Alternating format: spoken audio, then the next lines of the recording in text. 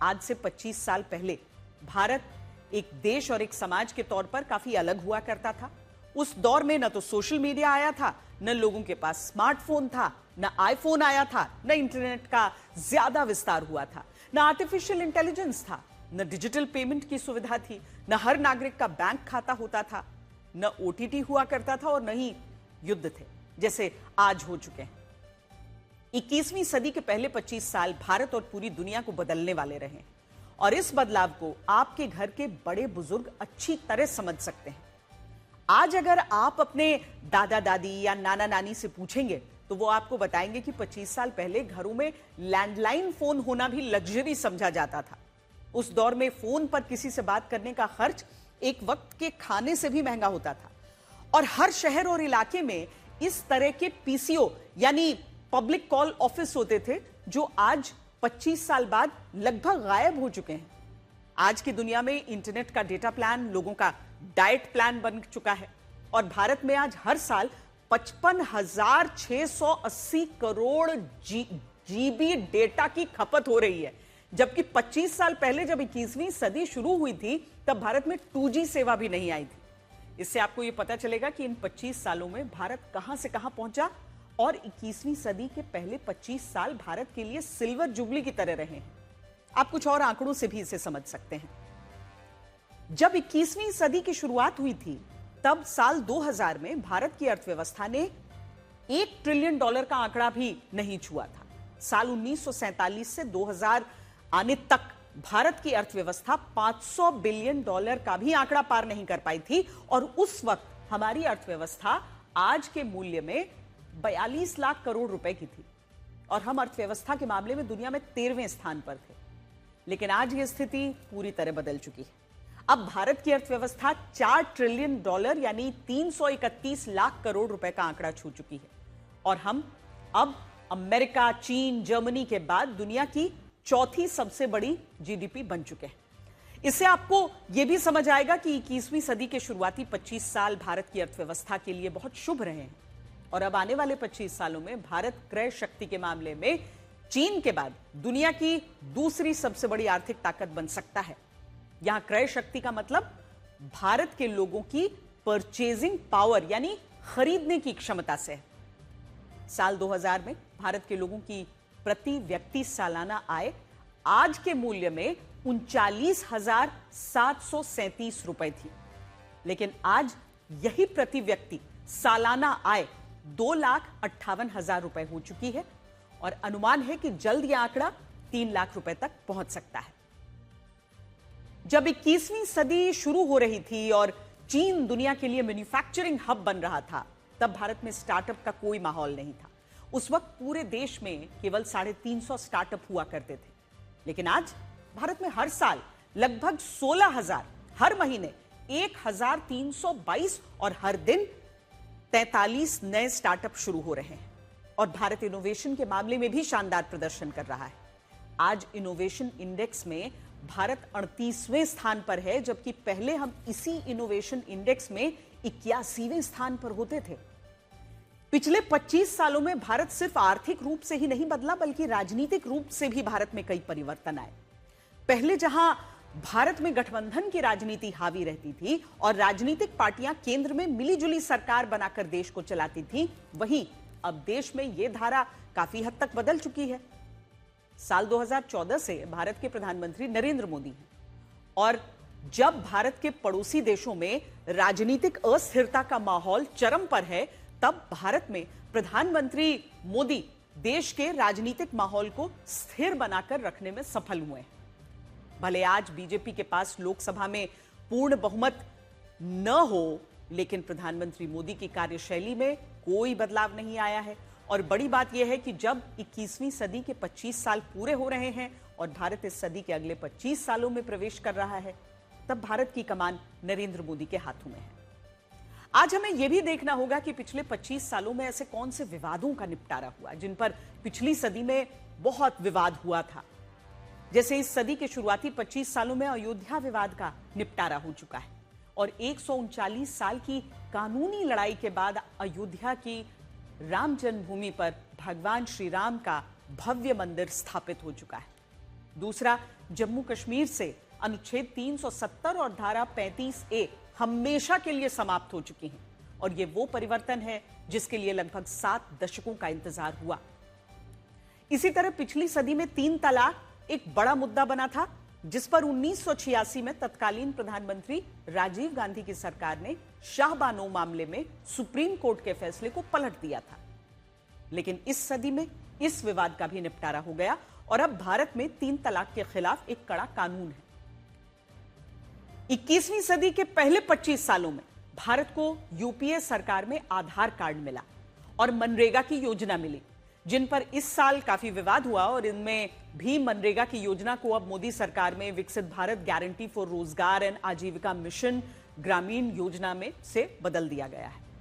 इसी 21वीं सदी में मोदी सरकार ने एक देश एक टैक्स की व्यवस्था को लागू किया, जिसकी मांग 1970 के दशक से हो रही थी और भारत में जीएसटी की एक नई व्यवस्था लागू हुई, जिसमें इसी साल बड़े बदलाव भी हुए और अब जीएसटी में सिर्फ 2 ही स्लैब हैं, एक 5% का स्लैब, दूसरा 18% का स्लैब।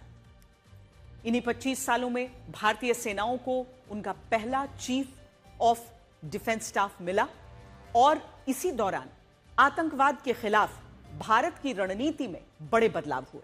आतंकवाद के मोर्चे पर 21वीं सदी की शुरुआत भारत के लिए कई चुनौतियां लेकर आई थी। साल 2001 में भारत की संसद पर हमला हुआ। 2006 में देश के अलग अलग शहरों में बम धमाके हुए। 2008 में मुंबई का 26/11 हमला हुआ। ये वो हमले थे जब भारत ने आतंकवाद के घाव तो सहे, लेकिन पलटकर कोई जवाब नहीं दिया। 2001 में संसद पर हुए आतंकवादी हमले के बाद भारत जवाब देना चाहता था, लेकिन हमारी पुरानी डॉक्ट्रिन के कारण ऐसा करना संभव नहीं हुआ। इसके बाद जब मुंबई में 26/11 का हमला हुआ, तब भी भारत ने पाकिस्तान को कोई सबक नहीं सिखाया। उस दौर में भारत पाकिस्तान को डॉसियर सौंपता था और अंतर्राष्ट्रीय मंच पर उसके खिलाफ कार्रवाई करने की अपील करता था। लेकिन आज जब इस सदी की सिल्वर जुबली पूरी हो रही है, तब भारत ने आतंकवाद को लेकर अपना रुख बदल लिया है। अब भारत पाकिस्तान में घुसकर आतंकवादियों को मारना जानता है और अब surgical strike, air strike, operation Sindoor आतंकवाद के खिलाफ भारत के प्रतिशोध का प्रतीक बन चुके हैं। आज भी जस का तस है। जब 21वीं सदी शुरू हुई थी, तब 2001 में भारत की संसद पर आतंकी हमला हुआ था और आज जब इस सदी के पहले 25 साल खत्म हो रहे हैं, तब भी इस साल दिल्ली में लाल किले के पास आतंकवादी हमला हुआ। दूसरा पाकिस्तान भी अगले 25 सालों में शायद ज्यादा नहीं बदलेगा। भारत के खिलाफ नफरत को अपना ऑक्सीजन बनाने वाला पाकिस्तान आज भी कट्टरपंथ के रास्ते पर चल रहा है और इस बात की उम्मीद कम है कि पाकिस्तान भविष्य में अपनी हरकतों से बाज आएगा।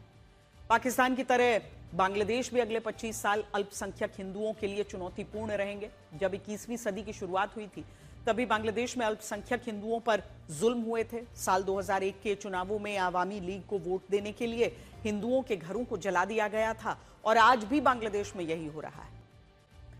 बांग्लादेश के जिस भालुका इलाके में 27 वर्षीय दीपू चंद्र दास की मॉब लिंचिंग हुई थी, उसी भालुका इलाके की एक गारमेंट फैक्ट्री में आज एक और हिंदू की गोली मारकर हत्या कर दी गई। इस व्यक्ति का नाम विजेंद्र बिस्वास था, जो 42 साल के थे। विजेंद्र बिस्वास बांग्लादेश के एक सुरक्षा बल अंसार फोर्स का हिस्सा थे और उन्हें भालुका इलाके की गारमेंट फैक्ट्री में तैनात किया गया था। लेकिन आरोप है कि उनके सहकर्मी नोमान मियां ने विजेंद्र बिस्वास पर गोली चला दी और इस हमले में उनकी मौत हो गई। यहां बड़ी बात यह है कि दीपू चंद्र दास की मॉब लिंचिंग के बाद बांग्लादेश की पुलिस अल्पसंख्यक हिंदुओं के खिलाफ होने वाली हिंसा के मामलों में ज्यादा जानकारी साझा नहीं कर रही और इन सभी मामलों को सामान्य मामला बताकर हिंदुओं की मौत और उन पर हो रहे अत्याचार को दबाया जा रहा है। और इससे दुर्भाग्यपूर्ण कुछ और नहीं हो सकता। यह सवाल इसलिए भी पूछा जा रहा है क्योंकि पिछले हफ्ते क्रिसमस के मौके पर राष्ट्रपति जेलेंस्की ने यह कहा था कि वो राष्ट्रपति पुतिन की मौत की कामना करते हैं और इसी बीच यह हमला हो गया। हालांकि इस हमले के बाद राष्ट्रपति जेलेंस्की ने क्रेमलिन के सभी दावों को गलत बताया है और उनका कहना है कि रूस इस हमले की मनगढ़ंत कहानी पूरी दुनिया को सुना रहा है और दुनिया को उसकी बातों का विश्वास नहीं करना चाहिए।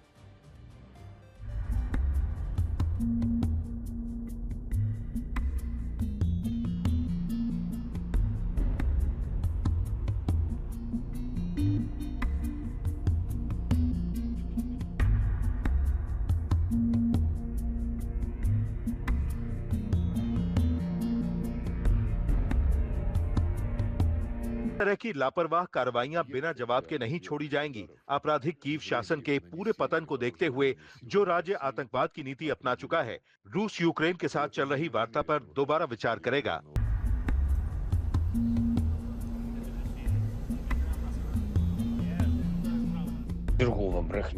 ये रूसी फेडरेशन की ओर से एक और झूठ है। ये साफ है कि कल हमारी ट्रंप के साथ बैठक हुई थी और ये भी स्पष्ट है कि अगर रूसियों का अमेरिका के साथ कोई विवाद नहीं होता और हम प्रगति करते तो ये उनके लिए एक असफलता होती।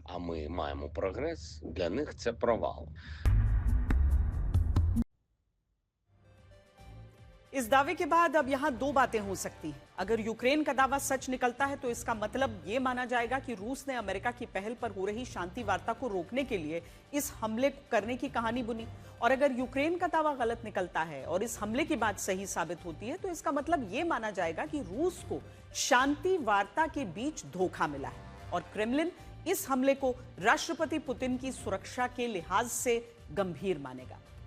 ऐसा होने पर अमेरिकी राष्ट्रपति डोनाल्ड ट्रंप द्वारा की जा रही शांति वार्ता फिर से ठंडे बस्ते में चली जाएगी और लगभग 4 साल बाद भी रूस यूक्रेन युद्ध का कोई हल नहीं निकलेगा। ऐसे राष्ट्रपति ट्रंप यूक्रेन के साथ शांति समझौते पर चर्चा तो कर रहे हैं, लेकिन हमें यह चर्चा 1994 की याद दिलाती है। उस वक्त सोवियत संघ के विघटन के बाद यूक्रेन दुनिया की तीसरी सबसे बड़ी परमाणु शक्ति बन गया था। रूस और अमेरिका के बाद यूक्रेन के पास 1,500 से ज्यादा परमाणु हथियार थे। लेकिन इसके बाद साल 1994 में बुडापेस्ट मेमोरेंडम हुआ, जिसमें यूक्रेन से यह कहा गया कि अगर वो अपने परमाणु हथियार रूस को वापस सौंप देगा तो अमेरिका, ब्रिटेन और रूस मिलकर यूक्रेन को हमेशा के लिए सुरक्षा की गारंटी देंगे। उस वक्त यूक्रेन को यह प्रस्ताव अच्छा लगा और उसने अपने सारे परमाणु हथियार रूस को सौंप दिए। लेकिन बाद में सब जानते हैं कि यूक्रेन को न तो अमेरिका और ब्रिटेन से कोई सुरक्षा गारंटी मिली, न ही रूस ने उसकी संप्रभुता का सम्मान किया। आप खुद सोचिए, अगर आज यूक्रेन के पास परमाणु हथियार होते तो क्या उसे रूस से युद्ध लड़ना पड़ता और क्या यूक्रेन पर यह दबाव होता कि वो रूस के कब्जे वाले इलाकों को शांति समझौते के लिए त्याग दे? लेकिन ऐसा हुआ और आज फिर से वक्त खुद को दोहरा रहा है। एक बार धोखा खाने के बाद फिर से यूक्रेन अमेरिका से अगले 50 वर्षों के लिए सुरक्षा की गारंटी मांग रहा है और अमेरिका भी फिर से यही कह रहा है कि वो यूक्रेन को यह गारंटी देने के लिए तैयार है। हमने इसकी संयुक्त राज्य अमेरिका के राष्ट्रपति के साथ पुष्टि की है कि हमें अमेरिका से सुरक्षा गारंटी मिलेगी। ये सही है कि फिलहाल ये गारंटियां हमेशा के लिए नहीं होंगी। दस्तावेजों में ये 15 वर्षों के लिए हैं और इन सुरक्षा गारंटियों को बढ़ाने की संभावना भी है। इतिहास में चीन के सबसे बड़े रणनीतिकार जनरल सुन जू ने अपनी किताब द आर्ट ऑफ वॉर में लिखा था कि युद्ध की सर्वोच्च कला है दुश्मन से बिना लड़े ही उसे अपने वश में करना। चीन की सेना अपने जनरल की इसी बात पर अमल कर रही है और ताइवान से लड़े बिना उसे वश में करने के लिए चीन उसके आसपास युद्ध अभ्यास कर रहा है। और यह खबर इसीलिए जरूरी है क्योंकि बाबा वेंगा की भविष्यवाणी का जो जिक्र हमने किया कि 2026 में अगर तीसरा विश्व युद्ध हुआ तो चीन और ताइवान का विवाद उसका सबसे बड़ा आधार बनेगा। चीन की पीपल्स लिबरेशन आर्मी की पूर्वी थिएटर कमान ने 29 दिसंबर से ताइवान स्ट्रेट के मध्य क्षेत्र में युद्ध अभ्यास शुरू कर दिया है। चीन के सरकारी मीडिया का कहना है कि इन युद्ध अभ्यासों का मकसद जमीनी लक्ष्यों को निशाना बनाना है और प्रमुख लक्ष्यों पर सटीक हमले की क्षमताओं का परीक्षण करना है। लेकिन हकीकत यह है कि चीन ऐसा ताइवान को डराने और उसे यह बताने के लिए कर रहा है कि ताइवान की भूमि मेनलैंड चाइना का हिस्सा है। अगर आप इस नक्शे को देखेंगे तो जिस समुद्री इलाके में चीन अपने युद्धपोत और लड़ाकू विमान भेज रहा है उस इलाके को अंग्रेजी में स्ट्रेट और हिंदी भाषा में जलडमरू मध्य कहते हैं। जलडमरू का मतलब होता है ऐसा समुद्री मार्ग जो दो समुद्र को आपस में जोड़ता है। और इस नक्शे में आप दोनों समुद्र को देख सकते हैं। इसमें एक तरफ है ईस्ट चाइना सी और दूसरी तरफ है साउथ चाइना सी। और क्योंकि चीन और ताइवान के बीच का यह समुद्री मार्ग इन दोनों समुद्र को आपस में जोड़ता है और इस मार्ग की वजह से नक्शे पर डमरू जैसी आकृति बनती है, इसीलिए इसे जल डमरू मध्य कहते हैं। अब बड़ी बात यह है कि चीन की तटीय रेखा से ताइवान की तटीय रेखा के बीच केवल 185 किलोमीटर की दूरी है और चीन लगातार इस इलाके में अपने युद्धपोत भेजकर ताइवान को चुनौती दे रहा है। और अमेरिका को डर है कि वो इस इलाके में अपनी गतिविधियां बढ़ाकर ताइवान पर कब्जा भी कर सकता है। और यही वजह है कि अमेरिका ने ताइवान को मदद का भरोसा दिया है। इसके अलावा चीन ये युद्धाभ्यास ऐसे वक्त में कर रहा है जब अमेरिका ने ताइवान के लिए 99,739 करोड़ रुपए का हथियार पैकेज मंजूर किया है। और इस युद्ध अभ्यास को लेकर एक सवाल यह भी पूछा जा रहा है कि क्या चीन ताइवान को डरा रहा है या वो ताइवान पर हमले की रिहर्सल कर रहा है। देखिए,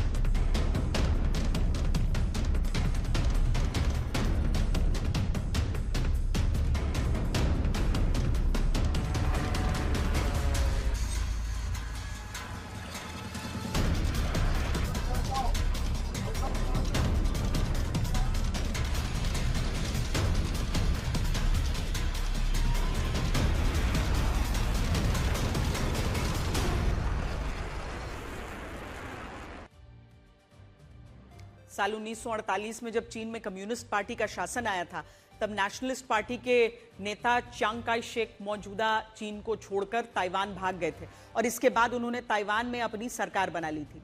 उस वक्त चियांग काई शेक ने यह भी दावा किया कि ताइवान ही असली रिपब्लिक ऑफ चाइना है, लेकिन चीन ने इसे तो अस्वीकार किया। पर कम्युनिस्ट पार्टी ने ताइवान को चीन का एक प्रांत कहा और आज चीन की सरकार ताइवान को स्वतंत्र देश नहीं बल्कि चीन का ही हिस्सा बताती है। और हमने आपसे पहले भी कहा था कि चीन की विस्तारवादी भूख दिन ब दिन बढ़ती जा रही है और यह भूख नए सैन्य संघर्षों और युद्ध का भी कारण बन सकती है। आज जब चीन ताइवान की घेराबंदी कर रहा है, तब हम आपका ध्यान एक और खबर की ओर ले चलना चाहते हैं। यह खबर चीन के शिनजियांग प्रांत से आई है, जहां उइगर मुसलमानों पर चीन की कम्युनिस्ट सरकार ने नए प्रतिबंध लगाए। चीन ने चेतावनी दी है कि अगर उइगर मुसलमान प्रतिबंधित उइगर लोकगीत सुनते, डाउनलोड करते, शेयर करते या सोशल मीडिया पर अपलोड करते हैं तो उन्हें हिरासत में लिया जा सकता है या जेल हो सकती है। चीन ने यह भी कहा है कि इन गानों को शादियों, पार्टियों और सांस्कृतिक आयोजनों में इस्तेमाल नहीं किया जा सकता। इसी फैसले में यह कहा गया है कि चीन के उइगर मुसलमान अस्सलाम वालेकुम नहीं कह सकते, जिसका मतलब होता है अल्लाह आपको सुरक्षित रखे या अल्लाह की शांति आप पर बनी रहे। चीन की सरकार का कहना है कि उइगर मुसलमानों को इसकी जगह अब यह कहना चाहिए कि कम्युनिस्ट पार्टी आपको सुरक्षित रखे या कम्युनिस्ट पार्टी की शांति आप पर बनी रहे। 145 करोड़ की आबादी वाले चीन में उइगर मुसलमानों की जनसंख्या 1 करोड़ 10 लाख बताई जाती है। चीन में कतर जैसे 3 देशों की मुस्लिम आबादी रहती है और इनमें भी 83% मुसलमान चीन के शिनजियांग प्रांत में रहते हैं, जहां चीन ने बड़ी बड़ी जेल और डिटेंशन कैंप्स बनाए हुए हैं और वहां इन मुसलमानों का दमन किया जाता है।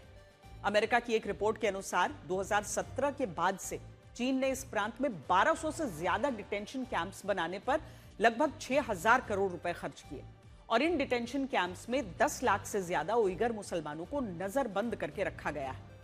चीन में अगर कोई महिला बुर्का या हिजाब पहनती है या कोई पुरुष लंबी दाढ़ी रखता है या अगर कोई मुस्लिम परिवार 3 से ज्यादा बच्चे पैदा करता है तो ऐसा करने पर वहां लोगों को गिरफ्तार करके जेलों में बंद कर दिया जाता है। इसके अलावा चीन में जो उइगर मुसलमान सरकारी नौकरी करते हैं, उन्हें और उनके परिवारों को नमाज पढ़ने की भी इजाजत नहीं है। 2017 में वहां इसे लेकर एक कानून बनाया गया था जो ये कहता है कि नमाज पढ़ना एक तरह की गैर कानूनी धार्मिक गतिविधि है। एक बात और, चीन में मोहम्मद, अराफात और जिहाद जैसे नामों पर भी कड़ी पाबंदी लागू है और अगर वहां कोई परिवार अपने बच्चों का नाम मोहम्मद रखता है या फिर अराफात रखता है तो उसे गिरफ्तार कर लिया जाता है। और चीन शायद दुनिया का इकलौता ऐसा देश है जहां मस्जिदों को खुलेआम तोड़ा जा रहा है। चीन में यह कानून है कि वहां मीनार और गोल गुंबद वाली मस्जिदें नहीं हो सकती और इसी के तहत वहां अब तक सैकड़ों मस्जिदें तोड़ी जा चुकी। लेकिन अब आप भारत को देखिए। 140 करोड़ की आबादी वाले भारत में लगभग 20 करोड़ मुसलमान रहते हैं। लेकिन आप खुद सोचिए कि क्या हमारे देश में किसी मुसलमान को मोहम्मद नाम रखने से रोका गया, या किसी मुस्लिम महिला की बुर्का या हिजाब पहनने पर उसकी गिरफ्तारी हुई। लेकिन इसके बावजूद मुस्लिम देश भारत के मुसलमानों पर राजनीति करते हैं और चीन के मुसलमानों पर चुप्पी साध लेते हैं।